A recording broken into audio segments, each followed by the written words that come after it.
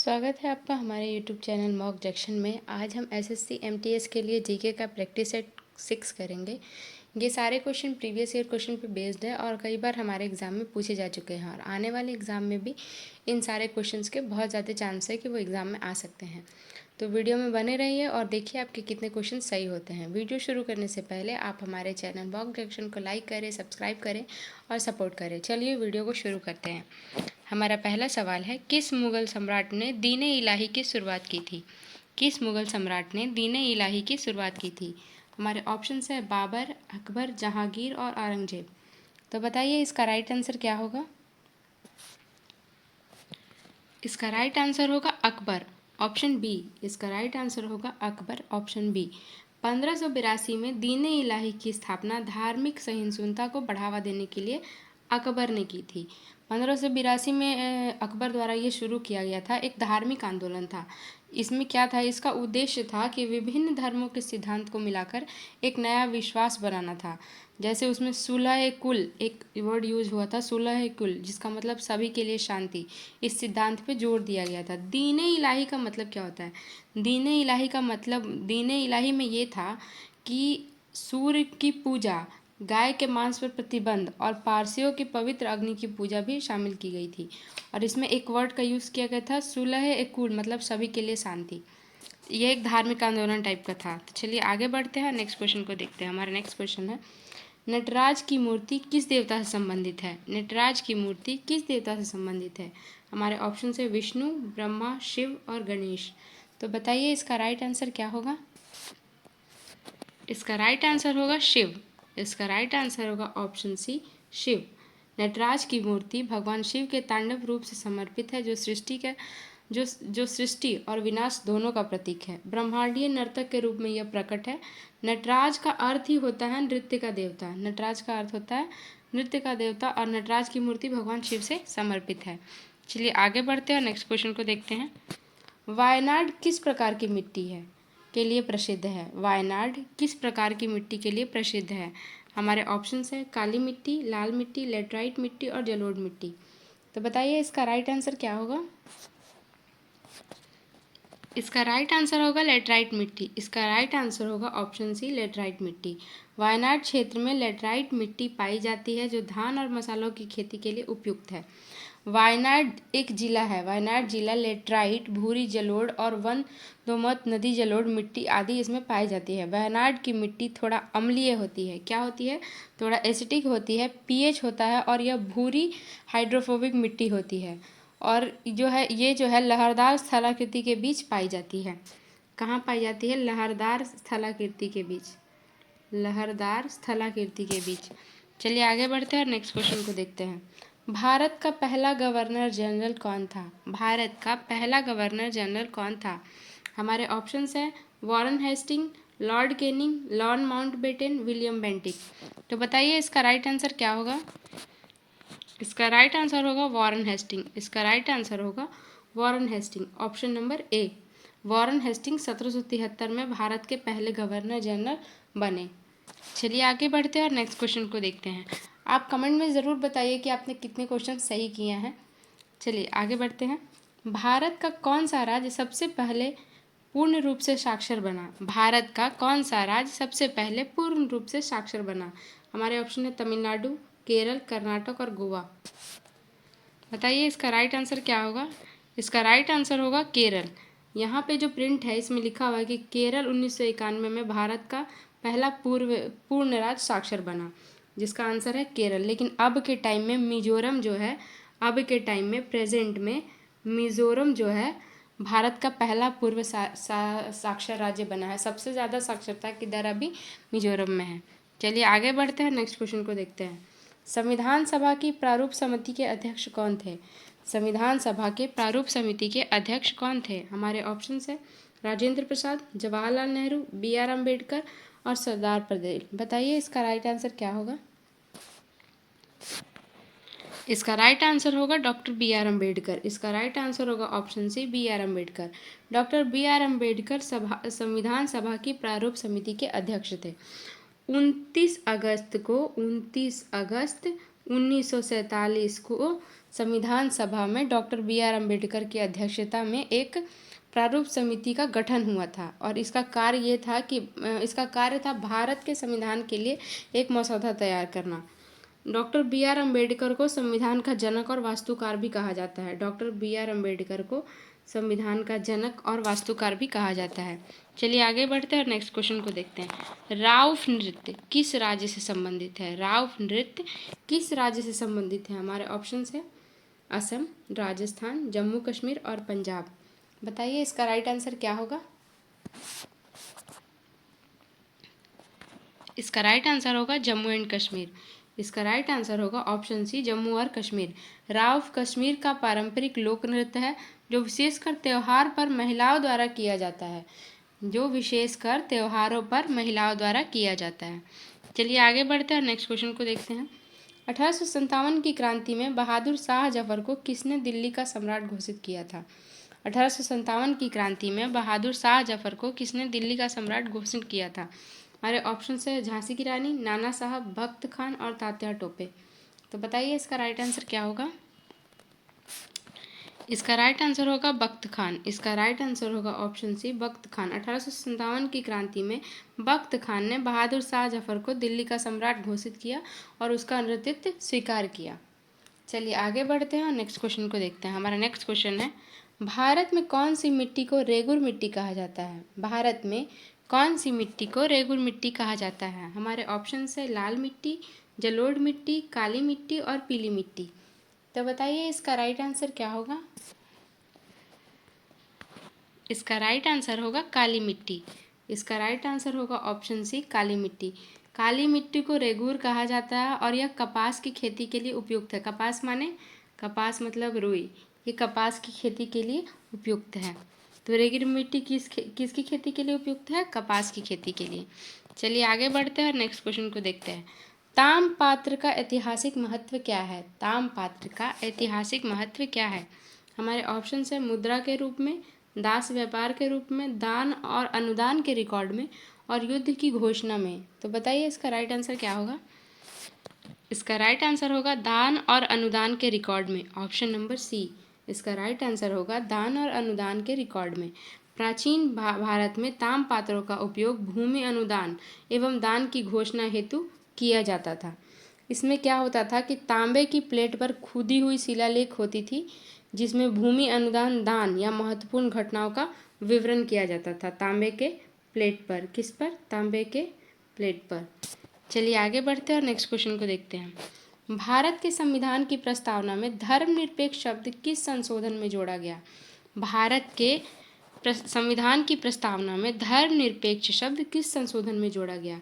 Option से 42वां संशोधन, 44वां संशोधन, 52वां संशोधन और 73वां संशोधन। तो बताइए इसका राइट आंसर क्या होगा? इसका राइट आंसर होगा 42वां संशोधन। इसका राइट आंसर होगा ऑप्शन ए, 42वां संशोधन। 1976 के 42वें संविधान संशोधन द्वारा प्रस्तावना में धर्मनिरपेक्ष शब्द जोड़ा गया। धर्मनिरपेक्ष का मतलब किसी भी धर्म के साथ बिना पक्षपात के देश में रहने की अनुमति देना। मतलब जिसको जो भी मन है वो धर्म स्वीकार सकता है, उस धर्म की पूजा कर सकता है, उस धर्म को अपना सकता है। चलिए आगे बढ़ते हैं, नेक्स्ट क्वेश्चन को देखते हैं। चौल वंश के सबसे प्रतापी शासक कौन था? चौल वंश का सबसे प्रतापी शासक कौन था? हमारे ऑप्शंस हैं विजयालय चौल, आदित्य चौल, राजराज चौल, कोलुतुंग चौल। तो बताइए इसका राइट आंसर क्या होगा? इसका राइट आंसर होगा राजराज चौल। इसका राइट आंसर होगा ऑप्शन सी, राजराज चौल। राजराज चौल प्रथम ने चौल साम्राज्य का विस्तार श्रीलंका तक किया और बृहदेश्वर मंदिर का निर्माण कराया। इसने बृहदेश्वर मंदिर का भी निर्माण कराया था। दक्षिण भारत और दक्षिण भारत श्रीलंका तक फैलाया और तंजौर में बृहदेश्वर मंदिर का निर्माण करवाया था। किसने? राजराज चौल ने। चलिए आगे बढ़ते हैं, नेक्स्ट क्वेश्चन को देखते हैं। हमारा नेक्स्ट क्वेश्चन है, सतलज नदी किस नदी से मिलती है? सतलज नदी किस नदी से मिलती है? हमारे ऑप्शंस हैं यमुना, चिनाब, ब्यास और झेलम। तो बताइए इसका राइट आंसर क्या होगा? इसका राइट आंसर होगा चिनाब। इसका राइट आंसर होगा option number B, Chenab. Sutlej नदी ब्यास नदी को अपने में मिलाकर आगे चलकर चिनाब नदी में मिलती है। सतलज नदी ब्यास नदी को अपने में मिलाकर आगे चलकर चिनाब नदी में मिलती है। चलिए आगे बढ़ते हैं और नेक्स्ट क्वेश्चन को देखते हैं। हमारा नेक्स्ट क्वेश्चन है, राष्ट्रीय आपदा प्रबंधन प्राधिकरण एनडीएमए का अध्यक्ष कौन होता है? राष्ट्रीय आपदा प्रबंधन प्राधिकरण एनडीएमए का अध्यक्ष कौन होता है, यानी नेशनल डिजास्टर मैनेजमेंट अथॉरिटी का अध्यक्ष कौन होता है? हमारे ऑप्शंस हैं गृह मंत्री, प्रधानमंत्री, राष्ट्रपति और उपराष्ट्रपति। तो बताइए इसका राइट आंसर क्या होगा? इसका राइट आंसर होगा प्रधानमंत्री। इसका राइट आंसर होगा ऑप्शन बी प्रधानमंत्री। नेशनल डिजास्टर मैनेजमेंट अथॉरिटी का अध्यक्ष भारत का प्रधानमंत्री होता है। इसमें टोटल 9 सदस्य होते हैं और एनडीएमए का काम होता है किसी भी तरह का प्राकृतिक आपदा या मानव निर्मित आपदा से लड़ने के लिए क्षमता का निर्माण करना। चलिए आगे बढ़ते हैं और नेक्स्ट क्वेश्चन को देखते हैं। एकातेनीबर्ग किस राज्य में है? एकटानीबर्ग किस राज्य में है? हमारे ऑप्शंस हैं रूस, पोलैंड, यूक्रेन और बेलारूस। तो बताइए इसका राइट आंसर क्या होगा? इसका राइट आंसर होगा रूस। इसका राइट आंसर होगा ऑप्शन नंबर ए रूस। एकातिनबर्ग रूस का एक प्रमुख औद्योगिक शहर है। यहाँ पे विभिन्न प्रकार के उद्योग किए जाते हैं। ये रूस का एक औद्योगिक शहर है। चलिए आगे बढ़ते हैं और नेक्स्ट क्वेश्चन को देखते हैं। बांसुरी किस श्रेणी का वाद्य यंत्र है? बांसुरी किस श्रेणी का वाद्य यंत्र है? हमारे ऑप्शंस हैं तार वाद्य, ताल वाद्य, सुशीर वाद्य और अवनद वाद्य। तो बताइए इसका राइट आंसर क्या होगा? इसका राइट आंसर होगा सुशीर वाद्य। इसका राइट आंसर होगा ऑप्शन सी सुशीर वाद्य। बांसुरी एक सुशीर वाद्य है जिसमें हवा की प्रवाह से ध्वनि उत्पन्न होता है। जब हम बांसुरी में से फूंकते हैं ना, तो हवा के जरिए जो गोल गोल होल बनाया रहता है उसके द्वारा ध्वनि उत्पन्न होता है। चलिए आगे बढ़ते हैं और नेक्स्ट क्वेश्चन को देखते हैं। किस अनुच्छेद में संसद को एक नए राज्यों के निर्माण की शक्ति दी गई है? किस अनुच्छेद में संसद को नए राज्यों के निर्माण की शक्ति दी गई है? ऑप्शन है अनुच्छेद 1, अनुच्छेद 2, अनुच्छेद 3 और अनुच्छेद 4। तो बताइए इसका राइट आंसर क्या होगा? इसका राइट आंसर होगा अनुच्छेद 3। इसका राइट आंसर होगा ऑप्शन सी अनुच्छेद 3। अनुच्छेद 3 संसद को राज्यों के पुनर्गठन और नए राज्यों की बनाने की शक्ति देता है। तो अभी बताइए कि हाल फिलहाल में पिछले 5 सालों में कौन से नए राज्य का निर्माण हुआ है? आप कमेंट में आंसर ज़रूर बताइए। हमारे देश में पिछले 5 साल में कौन से नए राज्य का निर्माण हुआ है? चलिए आगे बढ़ते हैं, नेक्स्ट क्वेश्चन को देखते हैं। किस अनुच्छेद में राष्ट्रपति के अध्यादेशों जारी करने के लिए शक्ति दी गई है? किस अनुच्छेद में राष्ट्रपति को अध्यादेश जारी करने की शक्ति दी गई है? हमारे ऑप्शन है अनुच्छेद 72, अनुच्छेद 123, अनुच्छेद 111 और अनुच्छेद 124। तो बताइए इसका राइट आंसर क्या होगा? इसका राइट आंसर होगा अनुच्छेद 123। इसका राइट आंसर होगा ऑप्शन बी अनुच्छेद 123। अनुच्छेद 123 के तहत राष्ट्रपति संसद के सत्र के बाहर रहने पर अध्यादेश जारी कर सकता है। कब कर सकता है? जब संसद के सत्र से वो बाहर हो तो वो अध्यादेश जारी कर सकते हैं। चलिए आगे बढ़ते हैं और नेक्स्ट क्वेश्चन को देखते हैं। झेलम नदी भारत के किस राज्य से निकलती है? झेलम नदी भारत के किस राज्य से निकलती है? हमारे ऑप्शंस हैं पंजाब, हिमाचल प्रदेश, जम्मू कश्मीर और उत्तराखंड। तो बताइए इसका क्या आंसर होगा राइट? इसका राइट आंसर होगा जम्मू एंड कश्मीर। इसका राइट आंसर होगा option C Jammu and Kashmir. Jhelum नदी का उद्गम जम्मू एंड कश्मीर के वेरीनाग झरने से होता है। यह नदी वेरीनाग नामक झरने से निकलती है जो कश्मीर घाटी के पीर पंजाल पर्वतमाला की तलहटी में स्थित है। कहाँ स्थित है? पीर पंजाल पर्वतमाला की तलहटी में। चलिए आगे बढ़ते हैं और नेक्स्ट क्वेश्चन को देखते हैं। मोहनजोदड़ो किस नदी के किनारे स्थित था? मोहनजोदड़ो किस नदी के किनारे स्थित था? हमारे ऑप्शन है गंगा, सिंधु, सतलज और झेलम। तो बताइए इसका राइट आंसर क्या होगा? इसका राइट आंसर होगा सिंधु। इसका राइट आंसर होगा सिंधु, ऑप्शन नंबर बी। इसका राइट आंसर होगा सिंधु। मोहनजोदड़ो सिंधु घाटी सभ्यता का प्रमुख स्थल है जो सिंधु नदी के किनारे स्थित था। यह एक पुरातात्विक स्थल था जो पाकिस्तान के सिंध प्रांत से लेकर जो पाकिस्तान के सिंध प्रांत में था और अभी भी है, सिंध प्रांत के लरकाना में है। चलिए आगे बढ़ते हैं और नेक्स्ट क्वेश्चन को देखते हैं। भरतनाट्यम किस राज्य का शास्त्रीय नृत्य है? भरतनाट्यम किस राज्य का शास्त्रीय नृत्य है? हमारे ऑप्शन है केरल, तमिलनाडु, कर्नाटक और आंध्र प्रदेश। तो बताइए इसका राइट आंसर क्या होगा?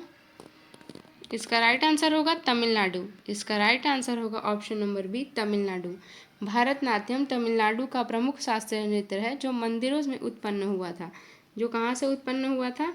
मंदिरों से। चलिए आगे बढ़ते हैं और नेक्स्ट क्वेश्चन को देखते हैं। सिंधु घाटी सभ्यता का कौन सा स्थल भारत में स्थित है? सिंधु घाटी सभ्यता का कौन सा स्थल भारत में स्थित है? हमारे ऑप्शन है हड़प्पा, मोहनजोदड़ो, कालीबंगा और चनह्यूदू। तो बताइए इसका राइट आंसर क्या होगा? इसका राइट आंसर होगा कालीबंगा। इसका राइट आंसर होगा ऑप्शन सी, कालीबंगा। सिंधु घाटी सभ्यता का वह स्थल कौन सा है जो भारत में स्थित है? वो है कालीबंगा। कालीबंगा राजस्थान में स्थित है और एक प्रमुख सिंधु घाटी सभ्यता का स्थल है। यह राजस्थान में स्थित है और यहाँ सिंधु घाटी सभ्यताओं के अवशेष मिले थे। यहाँ पे सिंधु घाटी सभ्यताओं के अवशेष मिले थे। चलिए आगे बढ़ते हैं और नेक्स्ट क्वेश्चन को देखते हैं। भारतीय राष्ट्रीय कांग्रेस का पहला मुस्लिम अध्यक्ष कौन था? भारतीय राष्ट्रीय कांग्रेस का पहला मुस्लिम अध्यक्ष कौन था? हमारे ऑप्शन हैं हुमायूं कबीर, मौलाना आज़ाद, बरुद्दीन तैयबजी, लियाकत अली खान। तो बताइए इसका राइट आंसर क्या होगा? इसका राइट आंसर होगा बरुद्दीन तैयबजी। इसका राइट आंसर होगा ऑप्शन सी, बरुद्दीन तैयबजी। बरुद्दीन तैयबजी 1887 में कांग्रेस के तीसरे अधिवेशन के अध्यक्ष बने और पहले मुस्लिम अध्यक्ष थे। चलिए आगे बढ़ते हैं और नेक्स्ट क्वेश्चन को देखते हैं। चंबल नदी किस नदी की सहायक नदी है? चंबल नदी किस नदी की सहायक नदी है? हमारे ऑप्शन है ब्रह्मपुत्र, गंगा, यमुना और नर्मदा। तो बताइए इसका राइट आंसर क्या होगा? इसका राइट आंसर होगा यमुना। इसका राइट आंसर होगा ऑप्शन सी, यमुना। चंबल नदी यमुना नदी की प्रमुख सहायक नदी है। यह मध्य प्रदेश राज्य के महू जनपद पहाड़ी से निकलती है और ये जो है इसका ऊंचाई ये टोटल 995 किलोमीटर में फैली हुई है। और इस नदी को क्या कहते हैं? चंबल नदी को और क्या कहते हैं? इस नदी को बारहमासी नदी भी कहते हैं। बारहमासी नदी भी कहते हैं। चलिए आगे बढ़ते हैं और नेक्स्ट क्वेश्चन को देखते हैं। भारत में भूजल की सबसे अधिक मात्रा किस राज्य में है? भारत में भूजल की सबसे अधिक मात्रा किस राज्य में है? हमारे ऑप्शन है महाराष्ट्र, उत्तर प्रदेश, पंजाब और बिहार। तो बताइए इसका राइट आंसर क्या होगा? इसका राइट आंसर होगा उत्तर प्रदेश। इसका राइट आंसर होगा ऑप्शन बी, उत्तर प्रदेश। उत्तर प्रदेश में कृषि के लिए भूजल यानी भूमि का जल, यानी जो जल भूमि से मिल रहा है, भूमि से जो जल मिल रहा है, भूजल का सबसे अधिक उपयोग होता है और इसकी कुल मात्रा सबसे अधिक है। कहाँ पे? उत्तर प्रदेश में। चलिए आगे बढ़ते हैं, नेक्स्ट क्वेश्चन को देखते हैं। झूमर लोक नृत्य भारत में किस राज्य से संबंधित है? झूमर लोक नृत्य भारत में किस राज्य से संबंधित है? हमारे ऑप्शंस हैं राजस्थान, पंजाब, झारखंड और हरियाणा। तो बताइए इसका राइट आंसर क्या होगा? इसका राइट आंसर होगा झारखंड। इसका राइट आंसर होगा ऑप्शन सी, झारखंड। झूमर एक पारंपरिक लोक नृत्य है जो झारखंड और पश्चिम बंगाल में विशेष रूप से लोकप्रिय है। कहाँ पे? झारखंड और पश्चिम बंगाल में। चलिए आगे बढ़ते हैं और नेक्स्ट क्वेश्चन को देखते हैं। हमारा नेक्स्ट क्वेश्चन है, कृष्णा नदी का उद्गम स्थान कहाँ है? कृष्णा नदी का उद्गम स्थान कहाँ है? हमारे ऑप्शंस हैं नासिक, महाबलेश्वर, पुणे और नागपुर। तो बताइए इसका राइट आंसर क्या होगा? इसका राइट आंसर होगा महाबलेश्वर। इसका राइट आंसर होगा Mahabaleshwar, option number B. Krishna नदी का उद्गम महाराष्ट्र के महाबलेश्वर से होता है। चलिए इसके बारे में थोड़ा और जानते हैं। महाराष्ट्र में यहाँ बालेश्वर के पास, मतलब महाबलेश्वर के पास पश्चिमी घाट में होता है और इसका ऊंचाई 1337 मीटर है। ये 1337 मीटर ऊंचे से निकलती है। कहाँ से? महाबलेश्वर के पास से। और 1400 किलोमीटर यात्रा के बाद 1400 किलोमीटर यात्रा के बाद बंगाल की खाड़ी में गिर जाती है। कहाँ गिरती है? बंगाल की खाड़ी में। चलिए आगे बढ़ते हैं और नेक्स्ट क्वेश्चन को देखते हैं। अनुच्छेद 368 संविधान के किससे संबंधित है? अनुच्छेद 368 संविधान में किससे संबंधित है? ऑप्शंस है भाषा, संसद की शक्तियाँ, संविधान संशोधन और नागरिकता। तो बताइए इसका राइट आंसर क्या होगा? इसका राइट आंसर होगा संविधान संशोधन। इसका राइट आंसर होगा ऑप्शन नंबर सी, संविधान संशोधन। अनुच्छेद 368 संविधान में संशोधन की प्रक्रिया से संबंधित है। संविधान संशोधन का मतलब ये है कि किसी भी नेता के कार्यकाल में, प्रधानमंत्री, राष्ट्रपति, इनके कार्यकाल में संविधान को बदला नहीं जा सकता है, उसको हटाया नहीं जा सकता, उसमें संशोधन किया जा सकता है, संशोधित करके कुछ नए नियमों को रखा जा सकता है। चलिए आगे बढ़ते हैं, नेक्स्ट क्वेश्चन को देखते हैं। बिश्नोई आंदोलन किससे संबंधित था? बिश्नोई आंदोलन किससे संबंधित था? हमारे ऑप्शंस हैं वृक्षों की रक्षा, कर हटाना, महिलाओं के अधिकार, जल नीति। बताइए इसका राइट आंसर क्या होगा? इसका राइट आंसर होगा वृक्षों की रक्षा। इसका राइट आंसर होगा वृक्षों की रक्षा, ऑप्शन नंबर ए। 1730 में राजस्थान में अमृता देवी बिश्नोई ने वृक्षों की रक्षा के लिए अपने प्राण तक दे दिए। अमृता देवी इसकी मेन कर्ता धर्ता थी। बिश्नोई आंदोलन था पेड़ों की कटाई के अगेंस्ट। 18वीं शताब्दी में इसकी शुरुआत हुई थी और राजस्थान का यह पर्यावरण आंदोलन था। इसके साथ ही एक और आंदोलन की शुरुआत हुई थी, चिपको मूवमेंट, चिपको आंदोलन, जिसमें लोग पेड़ों को काटने से रोकने के लिए पेड़ से चिपक जाते थे ताकि पेड़ों की कटाई ना हो। इस आंदोलन के दौरान अमृता देवी की मृत्यु भी हो गई थी। चलिए आगे बढ़ते हैं और नेक्स्ट क्वेश्चन को देखते हैं। हमारा नेक्स्ट क्वेश्चन है सारंगी वाद्य यंत्र किस प्रकार का है? सारंगी वाद्य यंत्र किस प्रकार का है? हमारे ऑप्शंस हैं तालवाद्य, वायुवाद्य, तंतुवाद्य या मिश्रवाद्य। तो बताइए इसका राइट आंसर क्या होगा? इसका राइट आंसर होगा तंतुवाद्य। इसका राइट आंसर होगा ऑप्शन नंबर सी, तंतुवाद्य। सारंगी एक तंतुवाद्य क्या है? स्ट्रिंग यंत्र है जो विशेषकर शास्त्रीय संगीतों में प्रयोग होता है। कोई भी शास्त्रीय संगीत होता है ना, तो उसमें सारंगी का यूज़ किया जाता है। चलिए आगे बढ़ते हैं और नेक्स्ट क्वेश्चन को देखते हैं। बाल गंगाधर तिलक ने किस समाचार पत्र की शुरुआत की थी? बाल गंगाधर तिलक ने किस समाचार पत्र की शुरुआत की थी? हमारे ऑप्शन है यंग इंडिया, केसरी, लीडर और हिंदू। तो बताइए इसका राइट आंसर क्या होगा? इसका राइट आंसर होगा केसरी। इसका राइट आंसर होगा ऑप्शन नंबर बी, केसरी। बाल गंगाधर तिलक ने केसरी नामक मराठी अखबार शुरू किया था, जो कि स्वतंत्रता संग्राम की आवाज़ बना। ये 4 जनवरी 1981 में स्थापित हुआ। 1881 में 4 जनवरी 1881 में स्थापित हुआ और इस समाचार पत्र के माध्यम से ब्रिटिश सरकार की उन्होंने खूब आलोचना की थी। चलिए आगे बढ़ते हैं, नेक्स्ट क्वेश्चन को देखते हैं। आपके लिए सवाल है, यंग इंडिया किसने लिखा था? किसका समाचार पत्र था? आगे बढ़ते हैं, कमेंट में इसका आंसर ज़रूर बताइएगा। चलिए आगे बढ़ते हैं। हमारा नेक्स्ट क्वेश्चन है अनुच्छेद 17 किससे संबंधित है? अनुच्छेद 17 किससे संबंधित है? हमारे ऑप्शंस हैं समानता का अधिकार, अस्पृश्यता का अंत, शिक्षा का अधिकार, धर्म की स्वतंत्रता। तो बताइए इसका राइट आंसर क्या होगा?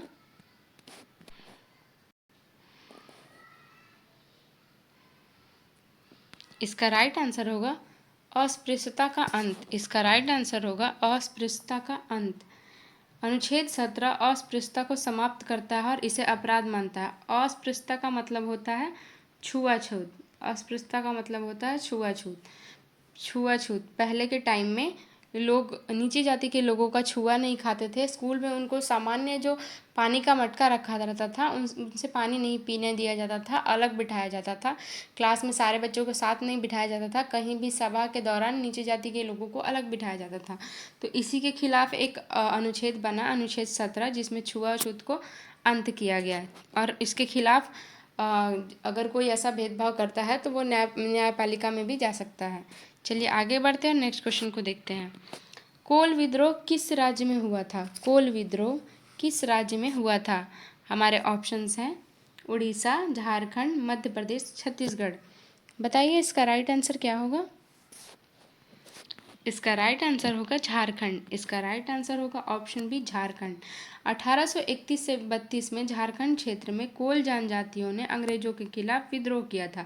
चूँकि ये विद्रोह कोल जनजातियों ने किया था, इसलिए इसका नाम कोल विद्रोह रखा गया। झारखंड के कोल जनजाति द्वारा अंग्रेजी सरकार के अत्याचार के खिलाफ 1831 से 32 में यह आंदोलन शुरुआत किया गया था, जो 1833 तक चला था। इसका जो मेन कारण था ये था कि आदिवासियों से उनकी ज़मीन छीनी जा रही थी और उन पे भारी कर लगा दिया गया था, इसीलिए उन्होंने इसका विद्रोह किया और इस विद्रोह का नाम कोल विद्रोह पड़ा।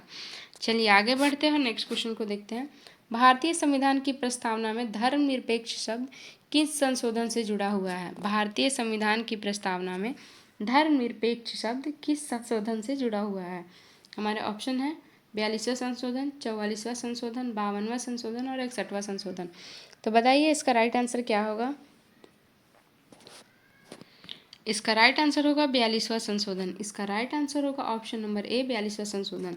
1976 में हुए 42वें संविधान संशोधन के तहत धर्मनिरपेक्ष, समाजवादी जैसे शब्द प्रस्तावना शब्द में जोड़े गए। धर्मनिरपेक्ष यानी किसी भी धर्म के साथ बिना पक्षपात के रहना। चलिए आगे बढ़ते हैं और नेक्स्ट क्वेश्चन को देखते हैं।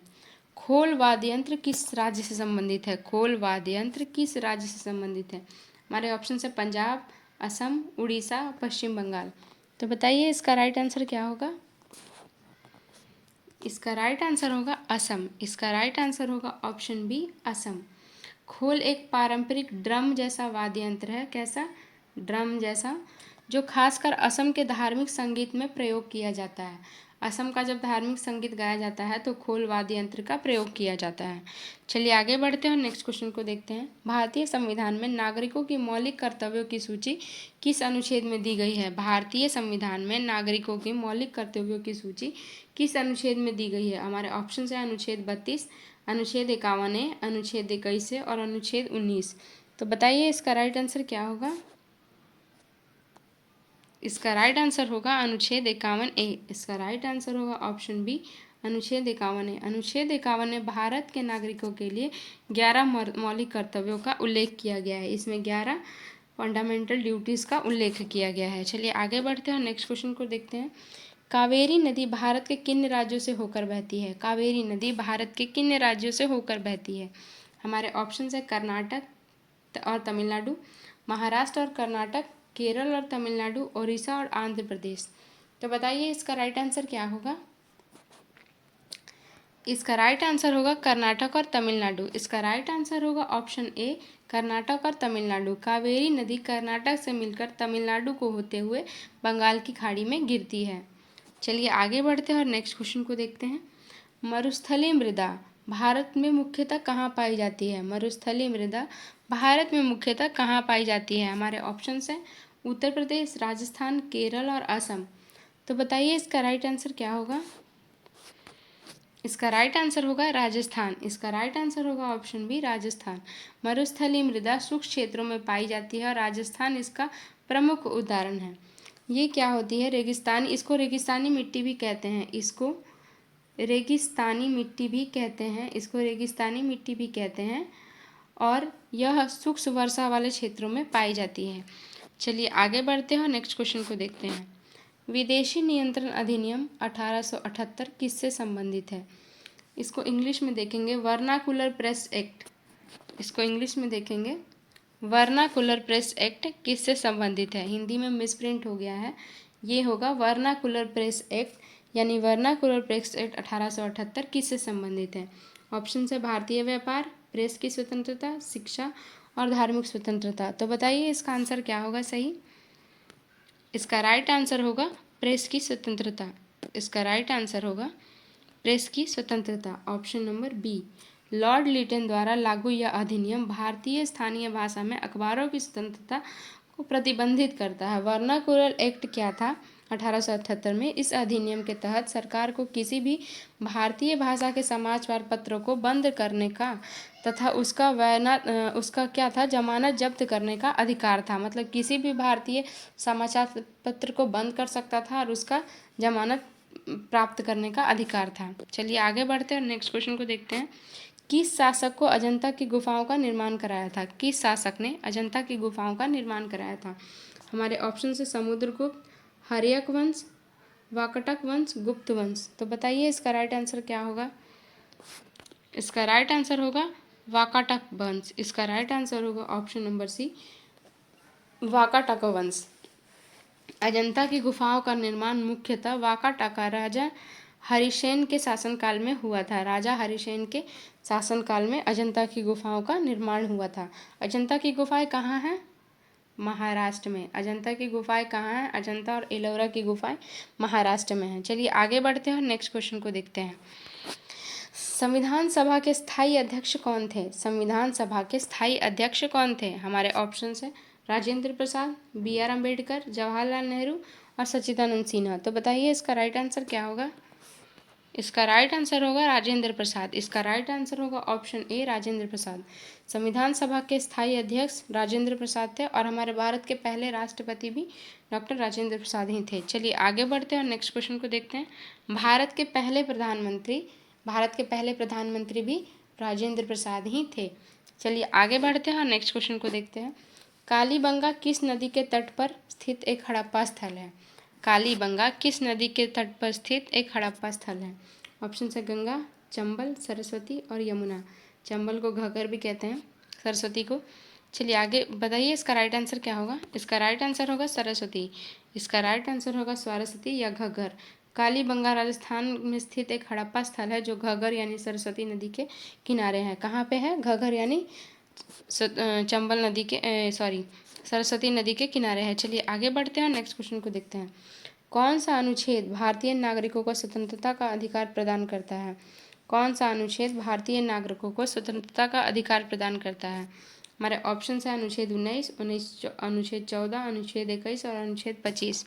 तो बताइए इसका राइट आंसर क्या होगा? इसका राइट आंसर होगा अनुच्छेद 19। इसका राइट आंसर होगा अनुच्छेद 19। अनुच्छेद 19 के तहत अभिव्यक्ति, भाषण, आंदोलन आदि की स्वतंत्रता दी गई है। मतलब वो भाषण दे सकता है, किसी भी सरकार के नियम के अनुसार आंदोलन कर सकता है। चलिए आगे बढ़ते हैं और नेक्स्ट क्वेश्चन को देखते हैं।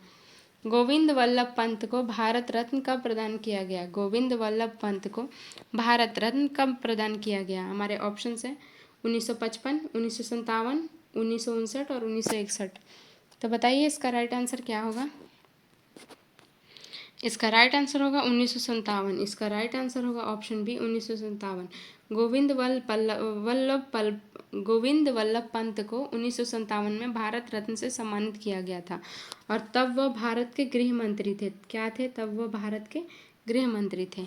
चलिए आगे बढ़ते हैं और नेक्स्ट क्वेश्चन को देखते हैं। नागार्जुन सागर परियोजना किस राज्य पर स्थित है? नागार्जुन सागर परियोजना किस नदी पर स्थित है? तो हमारे ऑप्शंस हैं कृष्णा नदी, गोदावरी नदी, तापी नदी और महानदी। तो बताइए इसका राइट आंसर क्या होगा? इसका राइट आंसर होगा कृष्णा नदी। इसका राइट आंसर होगा ऑप्शन ए कृष्णा नदी। नागार्जुन सागर परियोजना कृष्णा नदी पर स्थित है और यह एक प्रमुख बहुउद्देशीय परियोजना है। यह तेलंगाना और आंध्र प्रदेश राज्य में फैला हुआ है। ये कहाँ पे? तेलंगाना और आंध्र प्रदेश राज्य में फैला हुआ है और इसका मुख्य उद्देश्य क्या है? सिंचाई, बाढ़ नियंत्रण और जल विद्युत उत्पादन करना। चलिए आगे बढ़ते हैं और नेक्स्ट क्वेश्चन को देखते हैं। कुचिपुड़ी नृत्य शैली किस राज्य की है? कुचिपुड़ी नृत्य शैली किस राज्य की है? हमारे ऑप्शंस हैं केरल, उड़ीसा, आंध्र प्रदेश और तमिलनाडु। तो बताइए इसका राइट आंसर क्या होगा? इसका राइट आंसर होगा आंध्र प्रदेश। इसका राइट आंसर होगा ऑप्शन सी आंध्र प्रदेश। कुचिपुड़ी आंध्र प्रदेश की एक शास्त्रीय नृत्य शैली है। कुचिपुड़ी आंध्र प्रदेश की एक शास्त्रीय नृत्य शैली है। चलिए आगे बढ़ते हैं और नेक्स्ट क्वेश्चन को देखते हैं। नंदा देवी बायोस्फीयर रिजर्व किस राज्य में है? नंदा देवी बायोस्फीयर रिजर्व किस राज्य में है? हमारे ऑप्शन है हिमाचल प्रदेश, उत्तराखंड, सिक्किम और असम। तो बताइए इसका राइट आंसर क्या होगा? इसका राइट आंसर होगा उत्तराखंड। इसका राइट आंसर होगा option B Uttarakhand. Nanda Devi biosphere reserve Uttarakhand के चमोली जिलों में स्थित है। चलिए आगे बढ़ते हैं और नेक्स्ट क्वेश्चन को देखते हैं। हमारा नेक्स्ट क्वेश्चन है अनुच्छेद 21(1) किस अधिकार से संबंधित है? अनुच्छेद 21(1) किस अधिकार से संबंधित है? हमारे ऑप्शन है जीवन का अधिकार, स्वतंत्रता, शिक्षा का अधिकार, संपत्ति का अधिकार। तो बताइए इसका राइट आंसर क्या होगा? इसका राइट आंसर होगा शिक्षा का अधिकार। इसका राइट आंसर होगा ऑप्शन सी शिक्षा का अधिकार। 46वें संशोधन द्वारा 21(1) को जोड़ा गया जो 6 से 14 वर्ष के बच्चों को मुफ्त एवं अनिवार्य शिक्षा का अधिकार देता है। जो 6 से 14 वर्ष तक के बच्चों को मुफ्त एवं अनिवार्य शिक्षा का अधिकार देता है। चलिए आगे बढ़ते हैं और नेक्स्ट क्वेश्चन को देखते हैं। रावी नदी कहाँ से निकलती है? रावी नदी कहाँ से निकलती है? हमारे ऑप्शन है कुल्लू, लाहौल, चंबा और शिमला। बताइए इसका राइट आंसर क्या होगा? इसका राइट आंसर होगा चंबा। इसका राइट आंसर होगा ऑप्शन सी चंबा। रावी नदी हिमाचल प्रदेश के चंबा जिले से निकलती है। कहाँ से निकलती है? चंबा जिले से। चलिए आगे बढ़ते हैं, नेक्स्ट क्वेश्चन को देखते हैं। ये हमारा लास्ट क्वेश्चन है। किस संविधान संशोधन के द्वारा नोटा का आधिकारिक मान्यता मिला? किस संविधान संशोधन के द्वारा नोटा को आधिकारिक मान्यता मिला? ऑप्शन है 97, 97वां, 99वां, कोई नहीं और 102वां। बताइए इसका राइट आंसर क्या होगा? इसका राइट आंसर होगा कोई नहीं। इसका राइट आंसर होगा ऑप्शन सी कोई नहीं। यह सुप्रीम कोर्ट का आदेश द्वारा लागू हुआ था। नोटा को किसी संविधान संशोधन ने नहीं बल्कि 2013 में सुप्रीम कोर्ट के आधिकारिक मान्यता मिली थी। नोटा का मतलब क्या होता है? जब हम वोट देने जाते हैं कहीं पे चुनाव में, इलेक्शन में जब वोट देने जाते हैं तो वहाँ पे बना रहता है ना, ये इस नेता का सिंबल है, इस पे वोट देना है, इस पे। लेकिन जब हम किसी भी नेता को वोट नहीं देते हैं, किसी भी मुख्यमंत्री को नहीं चुनना चाहते हैं, तो वहाँ पे हम नोटा सिलेक्ट करते हैं। मतलब इनमें से किसी भी कैंडिडेट को हम सिलेक्ट नहीं कर रहे हैं, यही नोटा है। तो ये रहे हमारे जीके के बहुत ही इंपॉर्टेंट क्वेश्चन। ये आपके एग्ज़ाम में पूछे जाने के बहुत बहुत चांसेस हैं। आप वीडियो को देखिए और कमेंट में ज़रूर बताइए कि आपका कितने आंसर सही हुए। वीडियो अच्छा लगे तो वीडियो को लाइक, सब्सक्राइब और शेयर ज़रूर कीजिए। मिलते हैं नेक्स्ट वीडियो में। धन्यवाद।